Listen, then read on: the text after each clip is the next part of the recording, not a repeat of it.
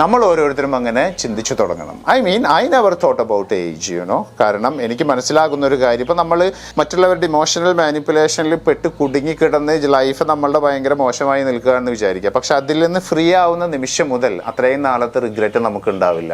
ആ നിമിഷം മുതൽ നമ്മൾക്ക് ജീവിതം അതിൻ്റെ എല്ലാ സൗന്ദര്യത്തോടു കൂടിയിട്ട് നമ്മുടെ ഉള്ളിലോട്ട് തിരിച്ചു വരും. അതുപോലെ തന്നെയാണ് നമ്മൾ 40 വരെ നമ്മൾ എന്തെല്ലാം ചെയ്തുവോ അതിൽ നിന്നെല്ലാം പാഠം ഉൾക്കൊണ്ട് 40 അത് 42 40 ഏത് വയസ്സായി കഴിഞ്ഞാലും എപ്പോഴാണോ നമ്മൾക്ക് തോന്നുന്നത് ഓക്കെ എൻ്റെ ട്രെയിനിങ് കഴിഞ്ഞു, റിഹേഴ്സൽ ക്യാമ്പ് കഴിഞ്ഞു, ഇനി എനിക്ക് എൻ്റെ തുടരും സിനിമ ഇറക്കാം എന്ന് നമ്മൾ എന്നാണോ തീരുമാനിക്കുന്നത്, ആ സമയത്ത് you release yourself with your new passions and goals and imaginations and whatever you want to do. I don't know about you, നിങ്ങളിൽ എത്ര പേർക്ക് ഇങ്ങനെ ചിന്തിക്കാൻ പറ്റുമെന്ന് എനിക്കറിയില്ല. But this is what I am thinking.